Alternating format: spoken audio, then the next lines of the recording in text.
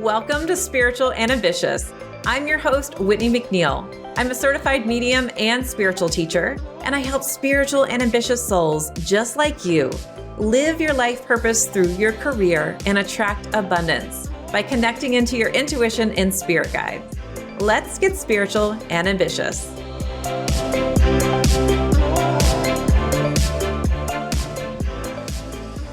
Thanks for listening to another episode of the Spiritual and Ambitious podcast. Today, we are talking all about numerology with guest expert Meaghan Alton. She's a master numerologist and intuitive strategist. She's an economist turned numerologist, which is so interesting. I can't wait to talk about that. And that gives her the passion about helping others with their intuitive gifts, but being supported in a sustainable business at the same time. Now, Meaghan's unique approach to teaching numerology activates her students to feel the energy of numbers and use the energy for alchemy to transform challenges into opportunities and potential. And I love this because I think so many people can shy away from numbers, and Meaghan really puts her unique spin on it. So welcome to the podcast, Meaghan. Oh, thank you so much for having me. Yeah, I love that you bring light into numbers. And sometimes when we talk about numbers, we kind of squinch up and we're like, oh my gosh, I can't do it. But numerology has always been so fascinating for me. So this is such an important tool. And I wanted to ask you, for everyone that's just getting started with numerology, what really is it in your definition? Numerology, in my definition, is really using the language of numbers to interpret energy. And we have lots of different ways to interpret energy. And some of the languages, speak to certain of us in different ways. And numbers happens to be one of those things that really, really speaks to me. And I love what you said a minute ago, because so many people have this dislike of numbers that was put into us at a young age of I'm not good at math, or I'm not good with numbers. And really, what I've come to understand over the years of working with people who study this is that's often your soul telling you that you've only been sold half the story, that there is so much more available to understanding numbers than we've ever been taught. I really like that. Whatever you said there, I felt also an energy transmission when you said it. So I was feeling that as well. So tell me a little bit about how you got into numerology. How did it started kind of showing itself to you, and how did spirit guide you to that? Well, it's kind of a funny story. I had started my business as an entrepreneur, and I had previous discovering numerology, I was like, okay, I'm starting to know and understand things that I don't know how I know and understand, right? And I'm like, this was my deep dive into what is intuition? What is energy? What is happening? And so I started my career as an entrepreneur. I started working as a business coach. And at the same time as I was coaching my business clients, I was going under this very personal journey to understand what energy was to me, what my spirituality was, what my intuition was. And someone gave me a numerology reading. And honestly, that moment, it's seared in my soul, because they said to me, they're like, you're really sensitive, aren't you? And I was like, yeah, this is something I've been working on my whole life. And they're like, working on, this is part of your gift. And it was just full body tingles in that moment of oh my God, the thing I thought about me for so long was a problem is my gift. Are you kidding me? And so it just caused me to really go down the path to understand, what do my numbers tell me about who I am? And how has that maybe been distorted or misinterpreted just because of social conditioning, right? Just because of how we should show up or how we're conditioned to show up. And what if there was a more clear way to look at that and see it as a gift and a strength? And that is what started everything. That's amazing. I love that full body. Oh my gosh, this lightning bolt kind of feeling that comes out. And one of the things you said before, you said this is a different language. And I think that's really going to speak to so many people. I teach the 4 intuitive languages, and I really feel that we can learn our gifts through different ways. And I love that the concept of numbers being a different language that speaks to us. And I think that you make great sense of it, and you teach people to do that, which is amazing. Tell me a little bit about how the transition was from being an economist to a numerologist. I mean, how did you go through that? I know so many people listening are spiritual and ambitious, and they're either starting their own business, want to, or already have. And sometimes we need that little nudge to just kind of do it. Yes. Oh my gosh. Well, this story is kind of funny because I was never one of those people who knew I was intuitive. I didn't know I had any gifts. I didn't have any like profound moments as a child, like none of that stuff. As a child, I was very interested in business because I had created this belief system in my mind that money equals freedom. And so I wanted to figure out what are all the ways I can understand business, understand money in order to feel more free. And that was my mission, right? So I studied business. I got a business degree and then I went on to study economics. I have a master's degree in economics. And my goal was to understand money, understand numbers, understand how the economy worked. And that's what I studied. And I went on to work for the provincial government where I'd work with these massive spreadsheets of data to look at how do the patterns in the numbers predict what's going to happen in the economy. And that was my job. I was a forecaster, right? So I'd forecast the economy. The government would base those numbers on to use for their budget, right? And so then I had a child. And when I was pregnant, that's when my intuitive awakening started, right? Was in that pregnancy. And so then I started feeling that push and pull of like my career responsibilities and wanting to be a present mom and not knowing how to navigate all of that. And so then I thought, I'm going to be self-employed. I'm going to start my own business so that I can, set my schedule up to honor my daughter and myself, right? And that's what started it. But I was on this personal journey kind of sidelined. It's never a sideline. Like it's never a sideline to discover my intuition. And so once I, was working with all these different modalities and numerology spoke to me, I would start doing it behind the scenes for my business clients, right? People would come to me for marketing advice or budget advice or business growth, whatever it was. And I would like do their numerology behind the scenes. And inevitably it would come up in a coaching conversation. They would say, well, I've been using this strategy and it's not working for me. And I'm like, well, maybe it's because that's not your nature.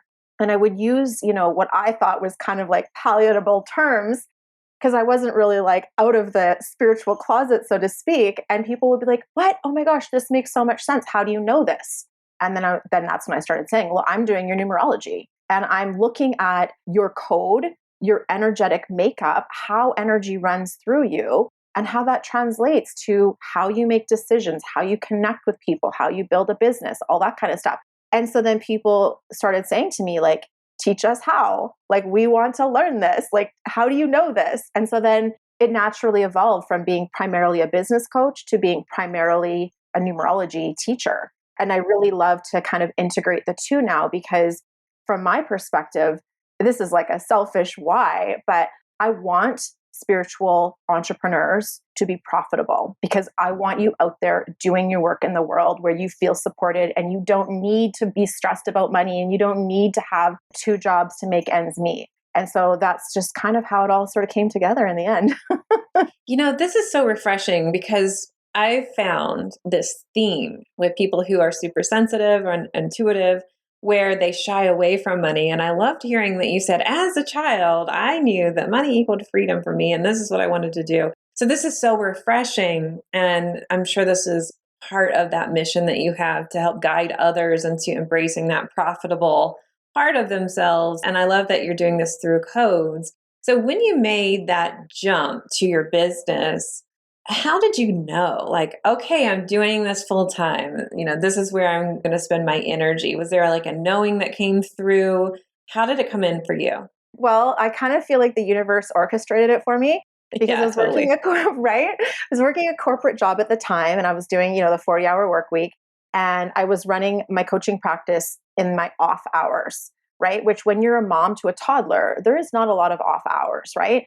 And so I was trying to take clients in the evening and on the weekend. And then I was like, this is really eating into family time. This isn't working for me. And so I asked my boss, like, can I take unpaid time off? And the thing that was really frustrating to me is I was able to complete my job in like 60 to 70% of my day. I was filling time just to kind of fill time. And my boss knew that. And we talked about it. And I'm like, give me an unpaid day off a week. I'll work a 4-hour work week or a 4-day work week. And on that extra day, I'll run my business. And she was like, no, we can't do that. And I'm like, okay, like compressed work week, job sharing. Like I proposed every possible alternative I could think of. And every time it was met with no, no, no, no, no. And I'm so stubborn, right? So I'm like, can't tell me no. Like you can't tell me no. So then I was like, forget it. I quit. And I literally felt like I was kind of pushed up against the wall by the universe of like, well, what are you going to do, Meaghan? Do you want to continue to feel like you can't put your all into the thing you know is important to you? Or do you just want to go all in? And so, I mean, I will add to that I had been seeing clients on the side for a little while. And so I had already been receiving some money. And so I felt like, okay, I kind of know what to do. And I had this kind of like backup plan of like, worst comes to worst, I can take some contracts and I know that I'm not going to like go broke, right? And so that really gave me the confidence to lean forward and lean into it. And honestly, like I look back and I have absolutely no regrets. There's definitely been times where I'm like, oh, wow, I'm not making enough money to make ends meet. This is scary. But then to go through those times and go, wow, I still came out the other end and I had some beautiful insights or lessons or whatever. And like, here I am still standing. It's been 10 years now since I started this business. Very inspiring. I love how the universe orchestrates. Our spirit guides help us. And that's what I was doing too. I was working this other job and I would work on the weekends and the evenings. And I thought at some point, I need this clear sign. And I'm really happy that you had that sign. It was almost like I have to make a choice. Like it is decision time. And spirit can do so much for us, but ultimately it always comes up down to us, right? And we just have to walk the walk, actually do the thing, which you've done. So if anyone out there listening has already had a reading with me years ago, so I no longer do readings, but what I used to do, Meaghan, at the end of the reading, I'd pull some cards and I would also look at their numerology and the cycle that they were in. And I found in that moment that it was so validating, like whatever came through from spirit was also validating when I looked at the numerology just in their personal cycle. So I wanted to ask you, could you tell everybody what a personal cycle is for them, like in the year, and how that shifts and changes? I think that this would really give some people some insight as to what is that, how could I actually use that? And maybe talk a little bit about life path too. So I'm going to hand it off to you. You know more about this than I do. I love it. Thank you.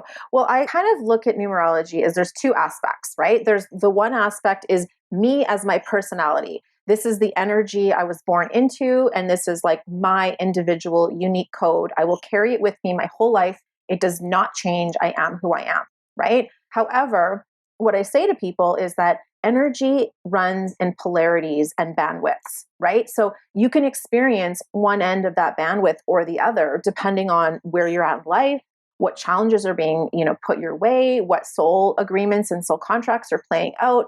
And, just to use as an example is the part about me being too sensitive.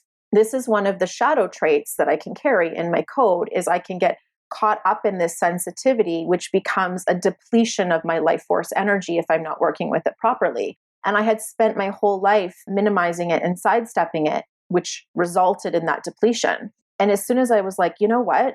I'm not going to work with this in that way anymore. I'm going to claim it as a gift. I'm going to claim it as a superpower. And it's not always going to be perfect and it's not always going to be pretty, but I'm not going to allow the shadow trait of that to drain my life force energy anymore. All of a sudden, my sensitivity becomes an asset.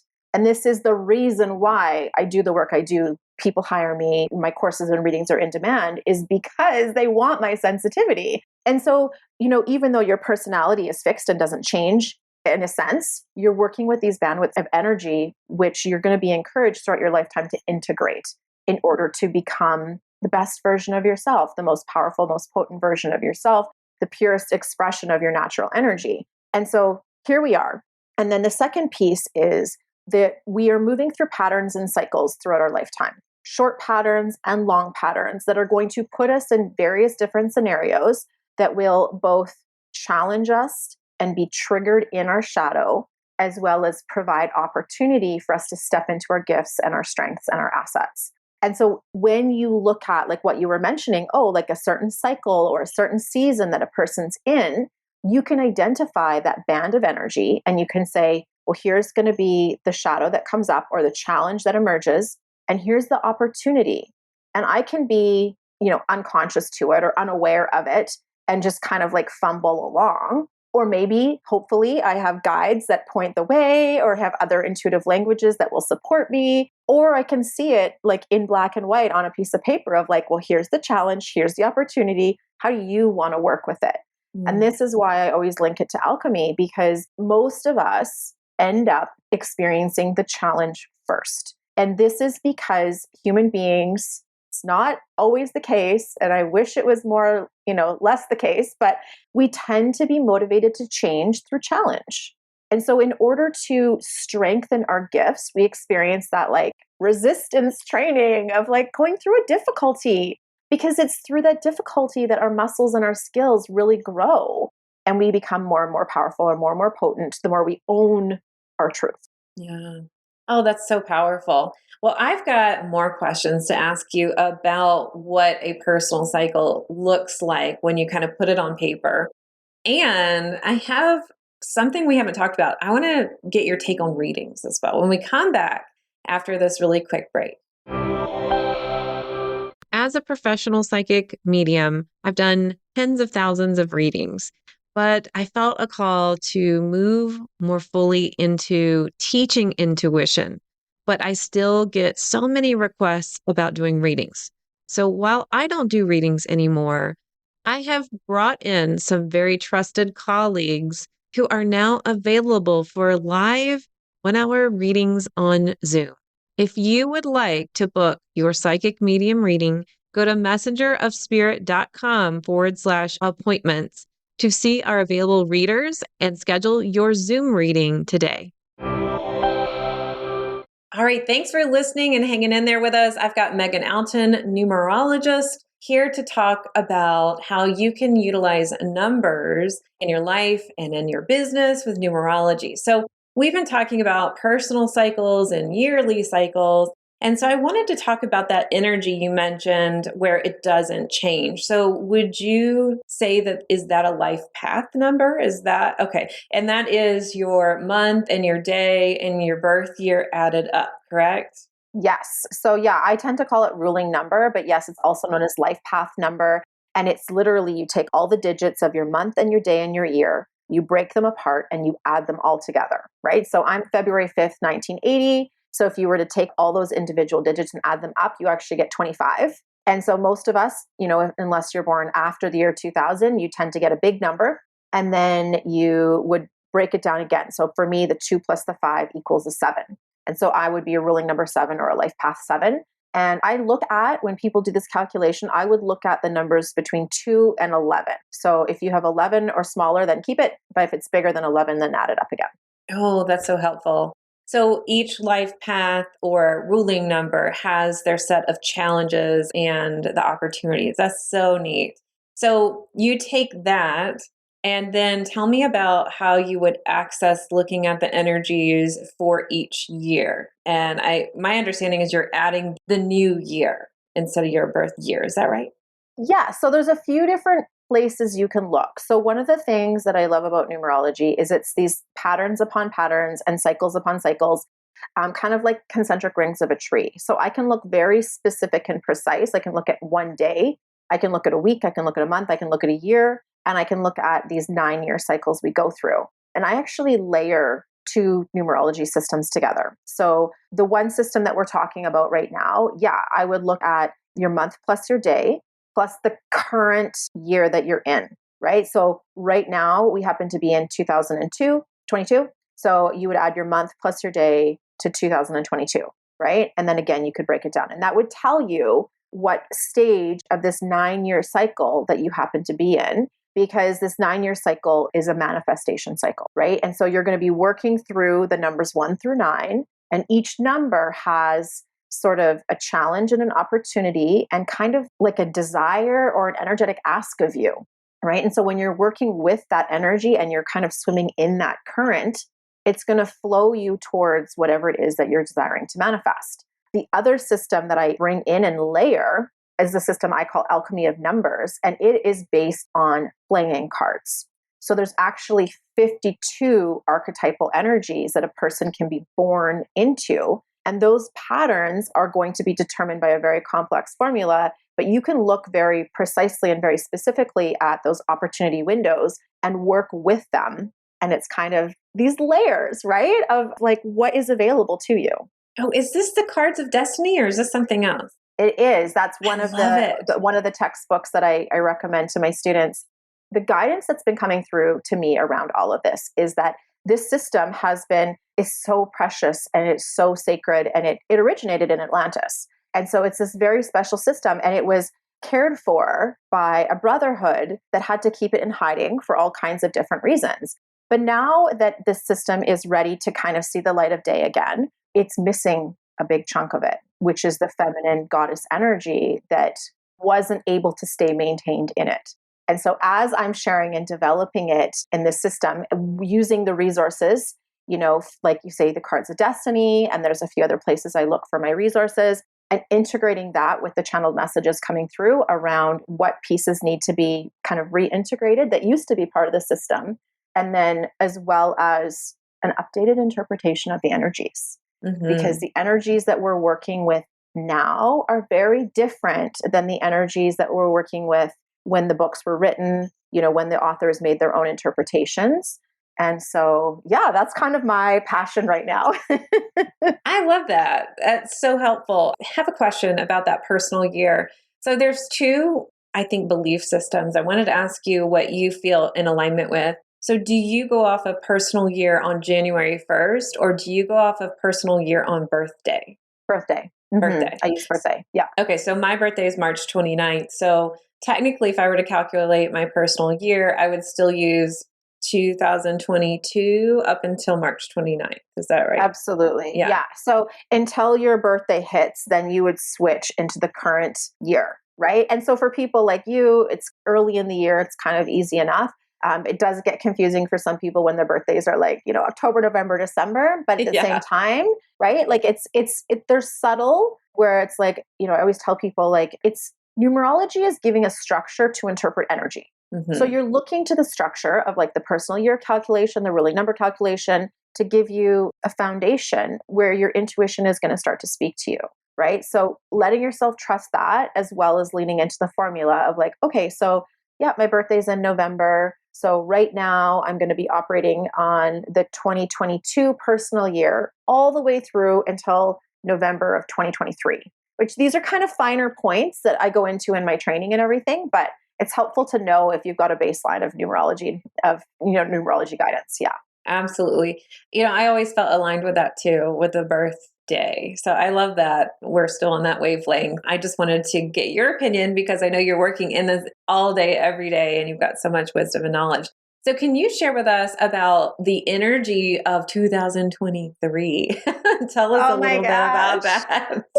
I am so excited about 2023. And I love the timing of this call. It just works out perfectly because I spent some time diving into it last night for my own practices. 2023 is a universal 7 energy year. 7 energy is so different than what we've been dealing with for these last couple of years. Particularly, like we've been at 6 for 2022, it's going to be very, very different. 6 has been about a lot of hanging on, right? A lot of kind of hanging on and a lot of like stuff coming up where many of us have been like bracing ourselves against it, right? We're like, I see the changes or I see some karmic patterns that want to come up, but I'm afraid. I don't want the boat to be rocked. I don't want things to get too chaotic. Meanwhile, in our bracing against it, the chaos has expanded, right? And then 7 comes in and says, like, what are you afraid of? Trust yourself, go within, find your spiritual guidance system, your inner guidance system. And like nothing you think you know is true. So go and explore in the unknown. Like, how do you create safety in the unknown is you have that strong inner relationship with your spiritual counterparts, with your heart, whatever that is to you. And learning to build that sense of trust in there so that we can move in the unknown. We can go and make changes. And next year is going to be 2023 is going to be so full of changes and so full of creating new from, what has fallen away. And I think, I'm so excited for the people listening to this podcast, for your world, for my world, for all of our worlds, because I've started to really understand that 2023 is going to be the year of the oracle. So anyone who has any type of flares that they're working with, any type of ways of communicating with energy, with source, this is going to be your superpower in 2023. It's so needed because if you're moving in the dark and there's literally no path to follow, all you have is your ability to interpret the energy. Oh my gosh, that's so powerful. That is really exciting. And this leads into what I was getting from Spirit that we wanted to do. I wanted to pull some cards from the Oracle deck, but when I created this deck, I actually put numbers because I really feel like they speak to us. And so what I want to do is pull a couple cards for everyone listening, but get your interpretation of the numbers that come through. You Yeah. know, I'm also personally reflecting and in the cards of destiny, I'm a 7 of clubs. And I'm like, oh my gosh, next year is going to be a 7. So it's going to be interesting with a life path of or right, really number of a 5. So it's so interesting. By the way, I have your mug that talks about the life path of 5 and I love it. Oh, So thank yay. you. Yeah, I love that. So let's pull some Good. cards for everyone Oh, and let's see do what it. comes up for 2023. And if you're listening to this, no matter when it is, this message is for you. So the first card I have here, Meaghan, is the card of the butterfly. And this is break through your limits. And it's got the number 3. So anything come up for you on that with the numerology? Well, 3 is all about creativity. And I love the idea of break through your limits because 3 is about creativity, it's amplification. And one of the themes that's come up very recently is this idea of illusions crumbling. And that part of being in the crumbling is uncomfortable. Like that chaos is uncomfortable, but it is in chaos that we create. And that is such a beautiful butterfly analogy, right? Of like the cocoon and then emerging into a butterfly. And 3 being creation, amplification, like what you put your heart into, what you put your energy into is going to grow and to expand and to amplify. And that's how we create. So I think that's such a beautiful and timely message for this time where we're going to be creating in the unknown. I love it. So I've got another card. It is choice. So the card is choice. It's decision time. The choice is yours. It comes with a number 50. So what do you feel from that number? Well, so 50, we would break it down to be a 5. And 5 is right in the middle of the manifestation cycle. And 5 gives us an opportunity to continue on with the status quo or to say, I'm not going to be held in the limits and in the boxes of my past. I'm going to let myself evolve. I'm going to let myself try something different. I'm going to let myself make mistakes and fuck things up and do it right and do it wrong and not be hard on myself. I'm going to experiment and play and just see what could happen. And I think I love it with the 2 doors because to me, it's like you can look at the 2 doors as like, oh, well, you have a choice, stuck in the past or go in the future. But you can also look at it as like, I'm going to choose the door where there is no such thing as wrong. I'm going to choose the door where there's no way of me to fail. Like I'm going to choose the door where every mistake I make is getting me closer and closer to exactly what I want anyways. And so I think that's like a paradigm shift of what we believe reality to be. I love it. What's interesting is you were talking about the past, and this last card is past lives card. So Ah! it's talking about complete your unfinished business, but it comes with a number 39. So tell me a little bit about that. Is that the same as the 3? Definitely. And I think, well, with past lives, it always brings to mind karma and soul agreements that we have, right? And so that is very relevant because leaving a 6 energy year, we're clearing a lot of karma. And so a lot of stuff that we carried with us to make sense of, it's now time to either like let it go, release it, or allow it to be transmuted into something different. And then when you look at the 3 and the 9, I think, particularly with the 9 together, it's like, because the shadow side of creativity is anxiety, right? So 3 being creative, if you have stuck creative energy, it will manifest as depression, anxiety, worry. It's that feeling of anxiousness in your body that wants to be let out in a creative outlet. And so the 3 and the 9 is going to mirror it back of like, okay, like where are you not honoring where you've maybe got some stuck energy that it's not wrong, it's not bad. It's asking you to be creative, to let yourself live a little lighter, to, and I don't want to minimize people with challenges around that, but I also want to invite in that feeling stuck, anxious, worried, or overwhelmed is not a problem. It's an invitation. And there's an opportunity embedded in it if we're willing to kind of look at, well, what's triggering that feeling of overwhelm or stuckness or anxiety. So beautiful. I love this collaboration here. It's so fun. And this also gives everyone a different way to look at numbers when they're seeing cards too. So thank you for that. So I'm pretty sure we know how spiritual and ambitious shows up for you in your business. And I know that you have a free mini course. Everyone listening, Meaghan is gifting this free Soul Codes course, and you can find it at messengerofspirit.com/numerology. But Meaghan, can you tell them a little bit more about that? Yeah, so the Magnetic Soul Codes course, it's a 3-part series that you can watch that really will help you understand what your ruling number is. I share the formula and I share the definitions of the various different ruling numbers so you can calculate it for your loved ones or your friends or whoever you want. But more than that, because I always think of numerology, it's not putting us in a box the way it can sometimes be perceived. The way I look at it is these windows of opportunity of energy and how we play with that energy and how we actually have the ability to use numbers to create transmutation, to create alchemy, if we so choose. And so I create a practice and share that practice in that course that invites us to look at some of the challenges in our life and what opportunity is going to be birthed through the processing of that challenge. And so you can use it very powerfully and potently. That's so wonderful. So yeah, messengerofspirit.com/numerology. This course is so, so helpful. And thank you so much, Meaghan, for being here. Is there any last message that you feel like you want to share? Oh, I think, at the end of the day, so many of us, I know for me anyways, years ago, I used to think like this was the sideline. I kind of mentioned that, like I'm focusing on this and this is the sort of sideline or whatever. And what I've come to really understand through my own work and my clients' work over the years is like this work creates magnetism. This work creates a potency of life force energy and power within you that makes you undeniable for yourself, first and foremost, and then with whatever you choose to do with that from there. And so I think if you're feeling called to explore that path within yourself of reclaiming that energy that is your birthright, please do. Like it is so needed. And I am like cheering you on and celebrating you, knowing that you are like even taking a little step towards that. So wonderful. Well, thank you so much, Meaghan. I'm going to put all of Meaghan's contact info right in the show notes. And I really hope that you reach out to her because this is such powerful work. So again, thank you so much for being here. Thank you so much for having me. I love our conversations, Whitney. Me too.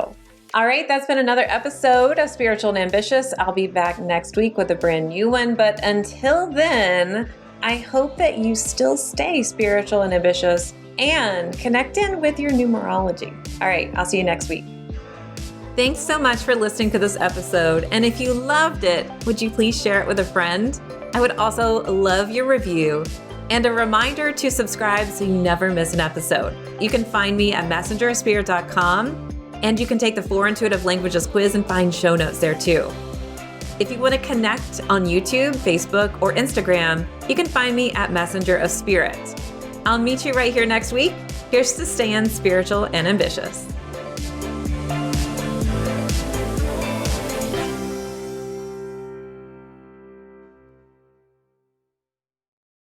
This podcast is part of the Sound Advice FM network. Sound Advice FM.